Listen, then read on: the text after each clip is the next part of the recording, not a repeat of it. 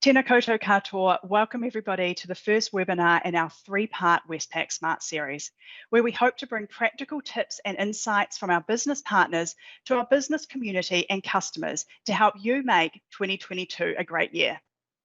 This year, we have faced many tough challenges that have come with the COVID-19 pandemic, including navigating lengthy lockdowns that affect us not only professionally, but personally as well. The incoming summer break offers many of us the opportunity to reset and refresh both ourselves and our business. My name is McKnight, Head of Professional Services, Health, Education and Local Government for Westpac Business Bank. And today I'm excited to be joined by Dr Iain McCormick, founder of the Executive Coaching Centre, and Dr Angela Lim, CEO and co-founder of Clearhead.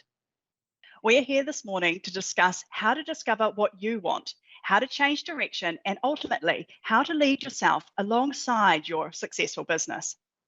Before I pass to Iain and Angela, I just want to acknowledge how incredibly challenging the current environment continues to be just to operate in, let alone lead through, take time for yourself, or to plan what 2022 and beyond will look like. Today is a step forward for businesses across the country as we move to the COVID-19 protection framework or traffic light system, but there is a long way to go in terms of adjusting to the new operating requirements, as well as recovering or growing from this challenging period. At Westpac, we understand how difficult the situation continues to be for businesses, leaders, and employees. We hope today's discussion will provide some practical tips to help you and your business to refresh and reset, ready for 2022. Just to touch on some housekeeping before we begin, if you have a question during the session, please feel free to ask it in the conversation box on the right of your screen, and we'll get through as many of these as we can at the end of the session. So to start today's discussion, Iain, would you like to tell the audience a little bit about yourself? Thank you very much, and I'm delighted to be here. So I trained originally as a clinical psychologist, and I worked in the justice setting for a number of years. And then I was invited on a long trip, a long traverse in Antarctica. So I wrapped that up as my PhD. So my research was on work stress. And then I got into management consulting, eventually became a partner in Deloitte for some years. Then I went to Hong Kong, and with a friend of mine, we built a business together and sold it to a US multinational. And I've been back in New Zealand for about 20 years. Running the Executive Coaching Centre, working with both business owners and senior leaders. Fantastic, Iain. It's great to have you here. And so, Angela, would you like to do the same? Kia ora, everyone. My name is Angela Lim toku ingoa. My training is actually, I train as a medical doctor. I'm very passionate of improving access to care through using technology and wanting to really see people more proactively support their well-being. And so I've been involved in a lot of IT projects with the Ministry of Health, and then 3 years ago, basically started Clearhead.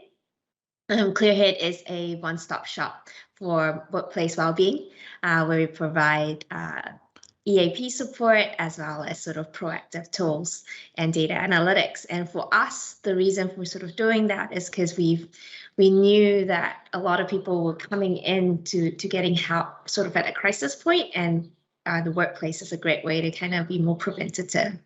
And so I think sort of my journey around all of that is recognizing how do you systematically improve the barriers to care through the use of technology, and really excited to be able to share my own personal journey to how I got here, as well as to share sort of the tools that we've built to kind of support other businesses. Great. Thank you, Angela, and it's great to have you both with us today. So let's move on to the panel discussion. So how do you discover what you want? We've already covered how the COVID-19 pandemic has had a significant impact on everyone, both professionally and personally. The long drawn-out nature of the pandemic leading to global phenomena such as increased burnout, languishing, the Great Reset, the Great Resignation. People and businesses are making changes, changing their visions and strategies, and in some cases, leaping years ahead. As a leader or a business owner during the pandemic, you've probably been focused on just getting through, whether it's just making it through the week in terms of cash flow, implementing a significant operational change, or looking after the well-being of your own team or family. But consider this, have you taken time to step back, and are you on the course you still want to be on? Are you feeling stuck, stagnant?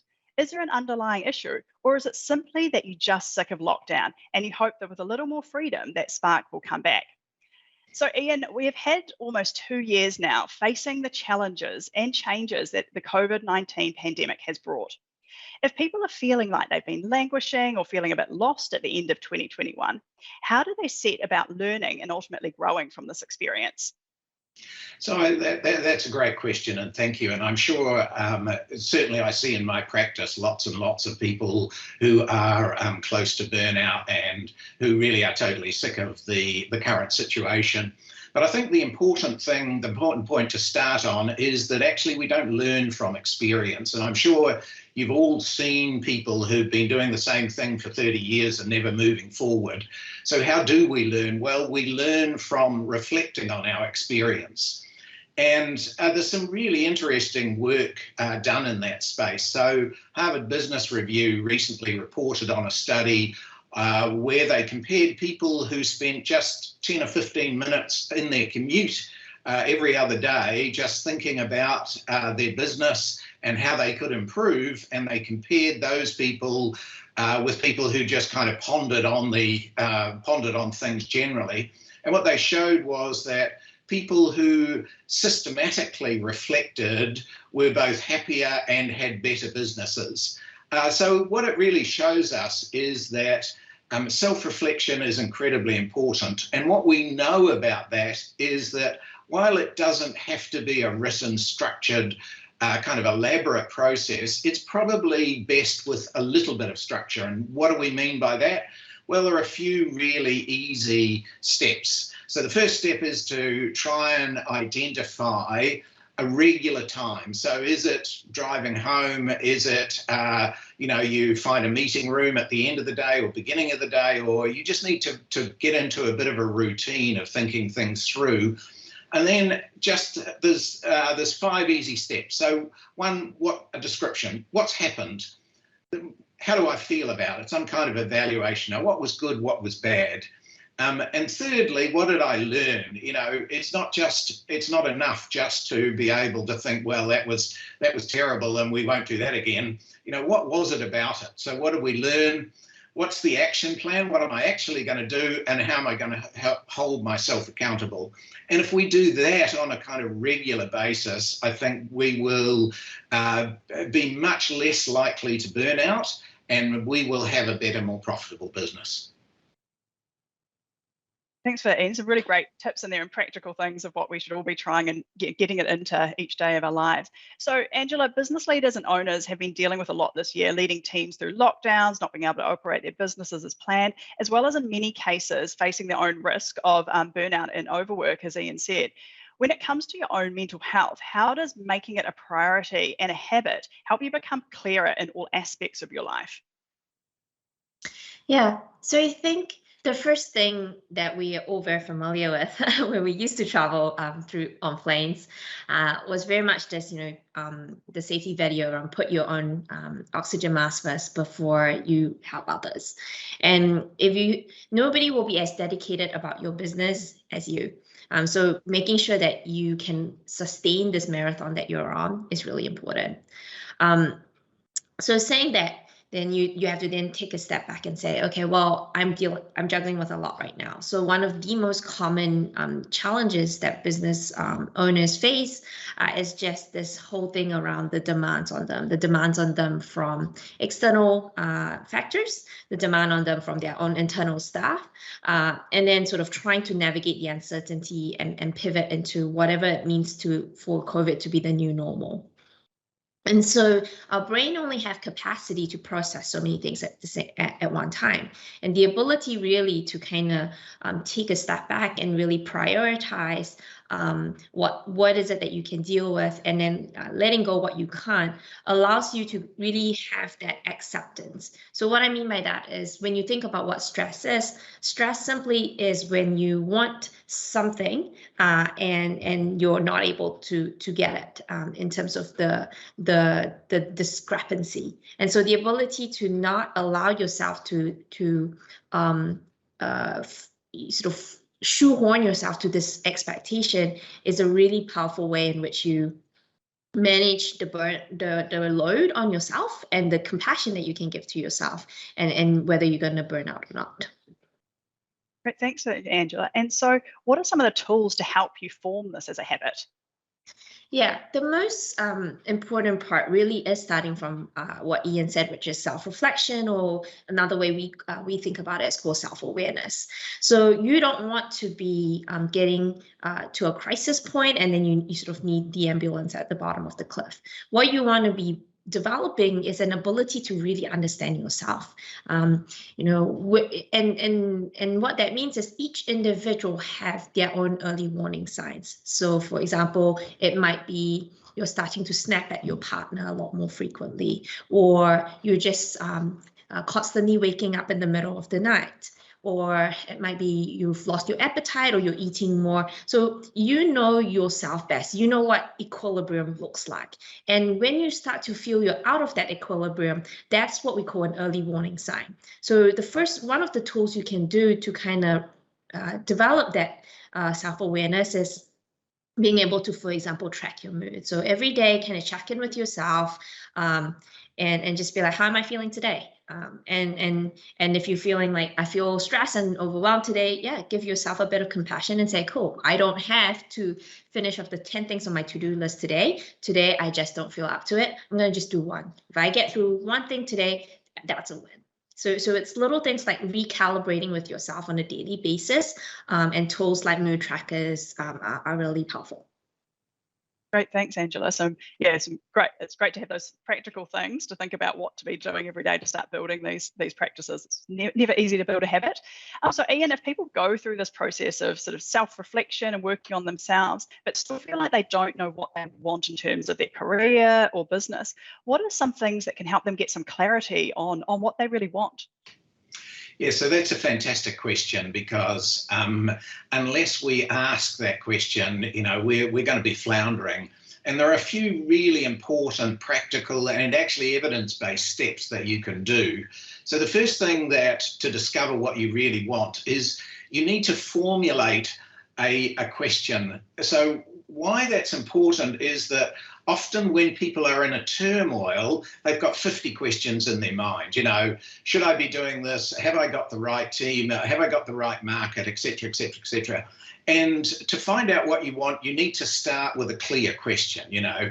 And so that's really important. Often writing it down is a great place to start. The second really important step is that when most people start thinking about what they want, before they've had a chance to really think through, actually, this would be really great for me, they start to discount and start to think about the barriers. So they think, okay, well, it would be fantastic if I could get into this new market. But the moment they think that, they start going through looking at all the barriers to that. And that is a big handicap for anybody. So if you're going to discover what you want, then you need to think about, okay, what is it that I want? And I'm not going to worry about all the barriers. I'm just going to think about that. And then once I've got a better idea of what I want, the third step is really coming back and saying, well, what progress have I already made? Because if we can look at that step, then very often, actually, we're not at point zero, we're at 10% or 20%. And actually, we've done some good things. We may have even laid a foundation that's incredibly helpful.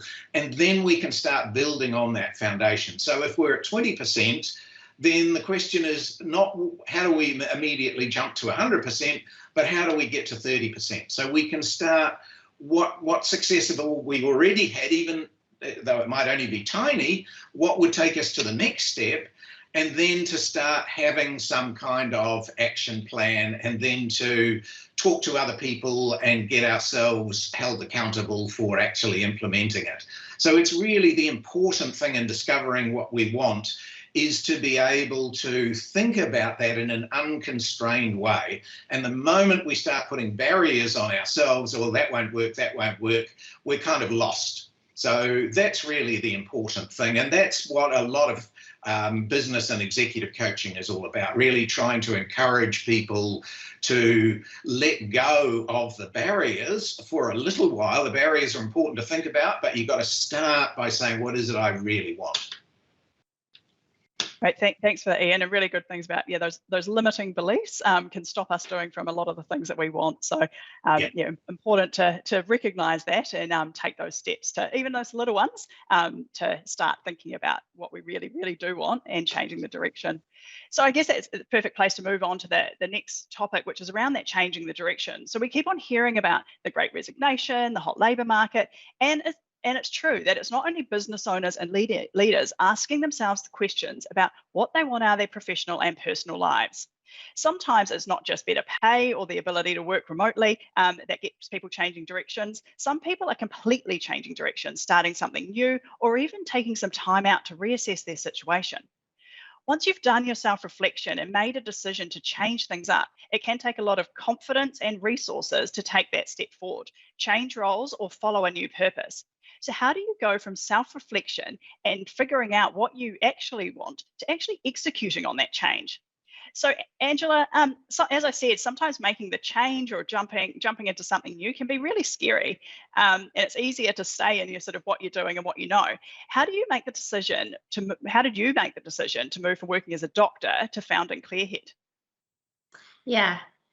So I think the first thing to recognize is this perceived hurdle that you either have to figure everything out when you start, which is I can assure you that Clearhead's journey has been one that has had many iterations in the last 3 years. So that's one. You don't have to kind of know what the answer is from day one. And you just gotta, trust that this is a journey, trust the process, and just put one foot in front of the other. And the second thing is sort of like, especially if you're, making a relatively dramatic change, like for example, myself going from a medical doctor to, I guess, a tech entrepreneur, it's quite different, and we can feel like, we can feel that the decision will end up being, sort of chiseled in stone, and it doesn't have to be. So, you can change your mind. You can go back if things don't sort of work out the way you thought it would. In terms of like myself, my own personal journey, I kind of felt that it was something that I always knew really from second year medical school. I knew I wasn't going to be a doctor forever. I was just always driven by sort of like tackling inequity and sort of making an impact at scale. So I kind of knew that like being a doctor was very satisfying on a one-to-one level, but there was so much more that I wanted to be able to apply on. And really, this sort of the beginning of Clearhead was sort of a 10-year journey of like reflecting and observing, what were the things in the health system that were broken that I wish was different, and if I could redesign it, what would it look like? And so so I think sometimes, these decisions might look very drastic. It might look like they just happened, but actually it was 10 years building, right? It's sort of like, I guess another really interesting way to think about it is, if you saw an egg hatch with a chick for the first time, and you just pretend that you're like, writing this like article, and it'll probably go something like this, like, egg breaks into a chick like overnight, and it's not, like the egg was actually in there percolating for I don't actually know what the life cycle is, maybe like let's just say weeks. And so that's really, I think, sometimes when we look at other people's stories on the outside, it's just recognizing that there are a lot, you only ever hear maybe less than 10% of what actually goes on. And so it's a very personal decision, but the main thing has to come from like, does it feel right to you? So whatever decision you make, there is no certainty, but as long as it feels more right to you to do that next step than where you are currently, use that as your compass. Thanks for that, Angela. Fantastic to get your story and Yeah, I love it. I guess it goes back to what Ian was saying, just around you're thinking about what that big thing that you want is and what are those small steps to do it. And as you say, we often don't see those small steps. We just see, oh, this person or business has been amazingly successful. We don't see the whole journey through things. So Ian, you've made numerous moves throughout your career as well, different companies, different continents. What do you think people hold back from changing directions, even if they know, or why do you think they hold back from changing directions, even if you know that it's something that they want?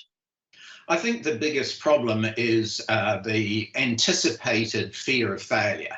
So I think that I worked with a lot of entrepreneurs, and many of them, in fact, the most successful of them, have failed a number of times. And I think if you really want to change direction, you need to start with the right mindset. That is, there is no clear path. There might be 50 ways to success, but who knows whether I'm taking those or not. And what I'm going to do is I'm going to start on this journey with the idea that there will be areas of failure, and that's perfectly fine. And you can often help yourself by just spending a little bit of time, not too much, not getting into kind of pessimism, but just think about, well, over the last 5 years, what have I done that's failed? And were those failures really important? And what did I learn from those failures? How did I move on? And when you've thought about that a little bit, then that can help you to prepare yourself, almost kind of inoculate yourself against failure in the future. Because if you've got the right mindset that, okay, well, I don't expect every day to be perfect. I don't expect that necessarily the customers will rush to this new product of mine. But actually, if what I'm doing is I'm just starting by saying, I'm going to try some things out and I'm really going to reflect on what happened and I'm going to learn and I'm going to change on the basis of that. You know, no one ever developed a great business model in a cupboard. You know, we all have to be out there in the marketplace trying things out. That's where we get the information from, and that's where we can really learn from our failures. It's great sort of tips there, sort of really putting yourself out there, and not being afraid to show your different ideas as well.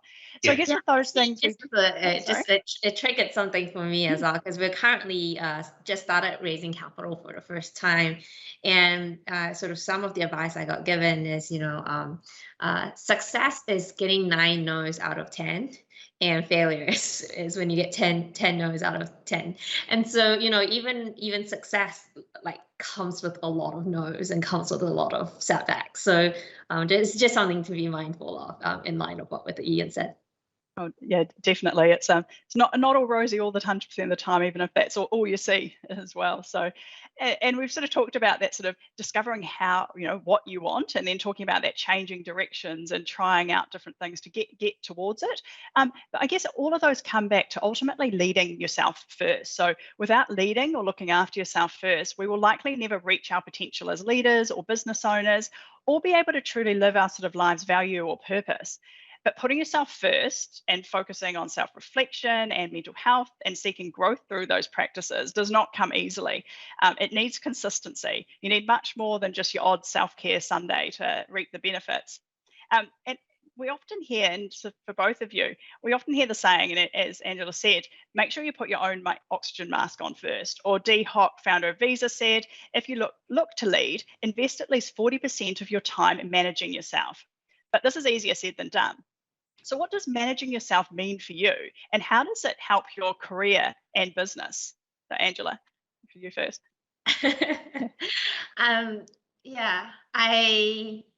For me, it just comes down to what sort of leader do I want to be? One of the things for me that has, for all the success that Clearhead has achieved, right? We work with government, we work with private health insurance companies, large corporates. That sounds like that's what the success of Clearhead is, right? You've managed to now provide 14% of New Zealand with free therapy. But actually, to me, you strip all of that back, what success meant to me is that when I have employees who say to me, you've been a great boss, but you've been a better friend. And that for me shows that I've led in a way that puts the people first. And for me, that means that, like I've had to kind of manage my own sort of expectations and ambition, right? So I could be the slave owner, sort of like whipping everyone, going, and say like, we need to do this, we need to do that, and there's moments where I have to catch myself to not do that, and recognize that actually how much of that is my own sort of maybe insecurities or need for validation that I'm actually passing on to others. So for me, managing yourself is, again, comes back down to like, are you self-aware of like, what are your drivers? How are you taking in all these triggers into yourself and then putting it out onto others?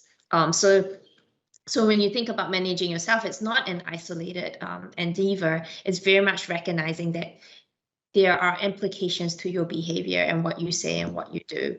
And so for me, what that means is just is very much mostly around managing those emotions, those highs and lows. So the hardest thing about running a business is that it's, one, very lonely, and two, it's you just experience these highs and lows, and for me, what it means is that, allowing myself, when those lows come, allow myself to experience it, but I don't wallow in it. I don't sort of put myself into a victim mode, and by recognizing that when I'm low, I sort of, make sure that, I'm more mindful of how I'm interacting with others. And so these are little ways in which I consider what it means to manage myself, because managing myself means I'm managing my team. And then when I'm managing my team, I'm managing the company. And when I'm managing the company, I'm managing the impact that I can leave in society. So that's some great insight into what it's like sort of running your business and how you're building it and making that impact greater as well. So Ian, do you have any sort of comments on those questions as well? Yeah, I do. I think that if we look back in our career, if we look back in what's happened over the last few years, we can often identify people who were really great leaders, who we worked with or worked for or whatever. And it's useful to think about, well, what are the qualities of the leaders that I admire? And very often when you ask people that, what they'll tell you is that those people were themselves. So they weren't trying to be something they weren't. And they were also, they led by example, and that's incredibly important. And if you, for example, are a business owner and you want your business to be more productive, then the best thing you can do, the place to start, is by asking yourself, how can I be more productive? And then getting ideas, both thinking them yourself as well as getting them from your staff, and then demonstrating to your staff that productivity is important, that learning is important, that change is important, that keeping up with the market is really important. And the more you demonstrate that, the more people will actually follow you and do it. What we know is that actually telling people what to do is generally a very unproductive and unhelpful way to lead. And I think any of us who've got teenagers know exactly what it's like. It just goes straight over their heads. What you really need to do is to be able to demonstrate it yourself. So if you want your staff to be constantly thinking about the customers and thinking about what we need to do to better serve our customers, we need to demonstrate that in action, not tell people that that's what we want them to do. So the more we actually lead ourselves first, and the more that we're real, and the more that we can demonstrate that we are changing and moving forward, the better leader we'll be and the more successful we'll be. Well, thank you both for that. Thanks, Ian, as well, for that insight into as leaders, we always talk about that sort of the shadow you cast as well. And if you're not doing it yourself and you're just talking to it, you're not going to build that sort of trust and empathy and things with your teams as well. So I guess getting started is one thing. So we can start, this is about going away and having that summer rethink. So we can step back, do that self-reflection, think about mental health, think about putting in that plan of, well, how am I coming across to our team or our business? But getting started is one thing, and then staying accountable with continual self-reflection, building your mental health, or removing those limiting beliefs as well can be a lot harder. So what are your tips to build on these practices into sort of daily life and to continue challenging yourself to grow? Iain, we'll start with you. Yeah, so I think for me, the most important thing in the world is to start small. So if you're thinking about self-reflection, 2 minutes is success. 3 minutes is brilliant. Okay, so what we tend to do is we tend to start off with this idea, well, I need to, keep a diary or write a journal, or I need to do this. And most of us start with expectations which are really kind of unrealistic given the pressures and difficulties. So start with something that's really small, maybe even almost trivial, but try and do it on a regular basis and have a reminder, whether it's something in your calendar or someone else to remind you, or just something there to build it into a ritual. So every time you have a cup of coffee, the moment that the coffee's finished, you have a moment just reflecting on what actually, something like that. Build up a little easy practical routine and you'll be a long way there. Brilliant. Angela? Well, we can't have a banking webinar and not bring some banking terms in, right? So, I think the best way to think about it is like the difference between sort of simple and compound interest. And we are essentially very simple creatures. We're a closed system with a feedback loop. So you're better off, like Iain suggested, which is starting off this process with something that is achievable for you. And when you achieve it, it becomes that positive feedback loop. And then you just incrementally improve everything a little bit every day is going to be much more powerful in terms of building a sustainable habit that works with you than sort of these big bangs where, you go to the gym once a month and then you smash out 3 hours and then you don't do anything for the next 29 days. So those are the ways that you really want to think about. We're also very much social creatures. So when I first started meditating, I've been there. So many people keep telling me, oh, you have to do meditation. It'll be so good for you. It'll calm you down. And I kept saying, yeah, I'll do it. And it only happened because I had another friend who wanted to do meditation as well. And so every morning before I went to work, I would do a 20-minute meditation on the train, and I would text my friend, who I call my accountability buddy, that I've done it. And then, I think by the third week, I didn't need to kind of sort of like do it as a way of texting her, but it became a habit that I just did. So basically those are the two best ways to have long-term sustainability, which is one, start with something that is achievable and then use that as the feedback loop. And then just incrementally improve a little bit every day.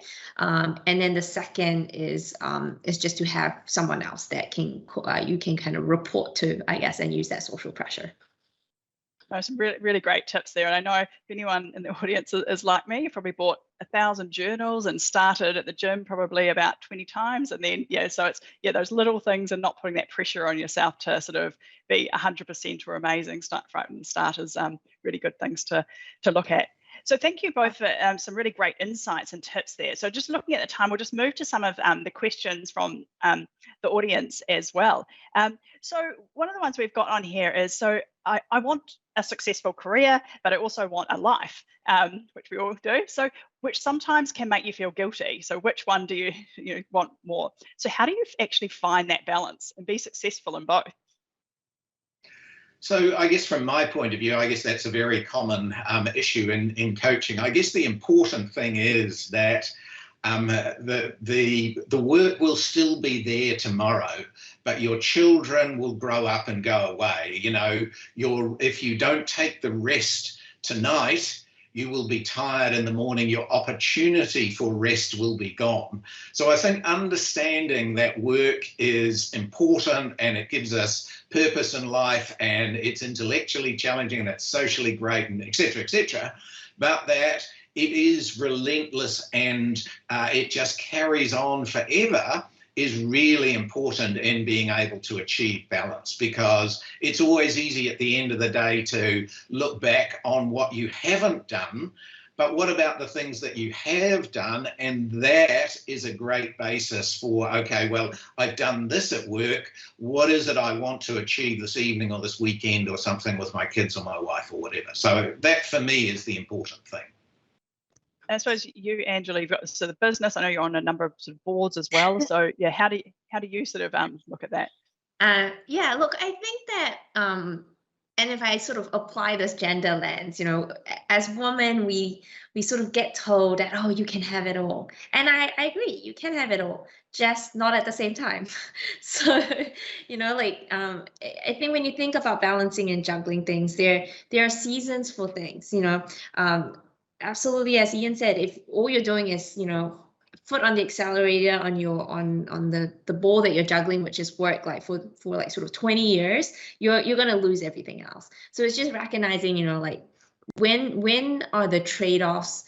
When does the balance shift a little bit? When is it that my family really needs me? Oh wow, like my child's really sick, my mom just passed away, you know, suddenly family has to just be the core focus, and that's okay. You know, you can put for a while, you'll work at the backseat, and then, you know, when things start to kind of pick up again, and then work's got this like super exciting promotion, and you just need 3 months to smash it out, then, you know, then work can take a bit of priority. I think the main thing is often just thinking about who are the people in your life that can support you through these transition as you juggle between balls, and just communicate. You know, like don't just kind of like not, you know, don't tell your partner that you're going to focus on work, and then your partner is like, why is dinner not on the table anymore, kind of thing. So I think just being really cognizant of like, when are you doing the trade-offs? And I think another thing from the gender lens is just being like very compassionate to yourself. As women, we tend to kind of want to do everything 110%. And sometimes just doing everything at 80% is amazing in itself. And so just thinking about that as well. We don't have to kind of have the perfect clean house and the well-groomed children and the you know, the boss-ass, you know, like businesswoman going on all at the same time. Brilliant, thanks. And I guess this other question sort of relates a little bit to that as well, because we've seen this increase or significant increases in anxiety through this period. So what do you, and we see that a bit when people are sort of out of balance as well. So what do you see as some of the tips to deal with anxiety, or when things are getting sort of too much? So we'll go to you first, Angela. Yeah, so it really again relates to that point that I sort of talked about earlier around sort of you're stressed or anxious because you want things to be a certain way, and the capacity for you to achieve that is not possible. So maybe just a very simple example is like, oh, I want to be the best salesperson, and I want to be the best partner, and I want to hang out with my friends, you know, 3 times a week and go drinking and partying in the weekends, and the stress comes from like, oh, I can't do all of them, right? But if you can kind of just be really cognizant of like, what is it your true capacity, and not push yourself beyond that, especially when you're not in a good space. That's really important. And then the second thing is just acceptance of things that you cannot control. I'm a big fan of Stoic philosophy, and so being able to kind of just center back to like, what can I control? And often the stuff that you can control is just stuff that's related directly from your actions, and everything else you just have to learn how to accept and then deal with it. Excellent. Ian, do you have anything else to add to that? Well, I just really like to build on Angela's point. I think that idea that anxiety essentially is worrying about things you can't control. It's a perfect recipe for unhappiness. And so the idea really is, well, what actually can we control? So it's interesting that the Mental Health Foundation, one of their suggestions for dealing with the pandemic was to actually monitor yourself in terms of how much am I reading the news, how much am I following on social media, and how much am I checking the Ministry of Health website about the vaccination rates, et cetera, et cetera. Now, that's a kind of a classic example of what we can and can't control. What we can't control is the pandemic, is other people's vaccination rates, is what the government's going to do, but what we can control is ourselves. We can limit our exposure to things that upset ourselves. We can control actually going for a walk. We can control being kind to other people. We can control ourselves and live with dignity despite the pressure and difficulties that we're under. So Angela's totally right. That's really at the heart of dealing with this issue. Great, thanks both of you. So just the next sort of question. So what do you see as the most important areas to start focusing on to leading yourself? So we've talked about self-reflection, mental health, all these things, but if I'm going to start, what are the sort of primary things to get started on? I think from my point of view, I think the first question to really start is always what is it I want? And as I said before, you need to start with that question, not realistically, what could I actually possibly achieve? But if I just threw out the barriers, what is it I really want? That's the place to start. I agree with Ian. And so next question. So I'm looking at changing my career direction, but I'm worried about I'm going to have to take a step down in level, take a pay cut, which isn't something I can afford. Do you have any recommendations on how I could sidestep rather than step down? Go to Ian. So Angela, do you want to start? No, okay. So I think that so I've coached lots and lots of people through their careers, and what I would say is that many of the most successful people I have ever met have taken a step down.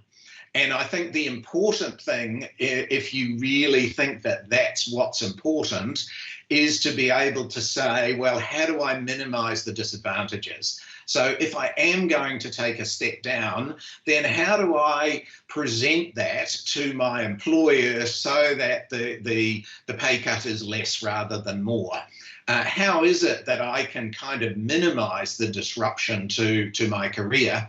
And I think that very often you don't need to take a step down now. And as the question kind of suggests, very often if you can suggest in your workplace that you'd be really interested in doing a project or a piece of work in this area that kind of equips you so that you've got more of the skills before you step down, then that really helps an awful lot, and the step down is less. But an awful lot of people who are very, very successful have done that.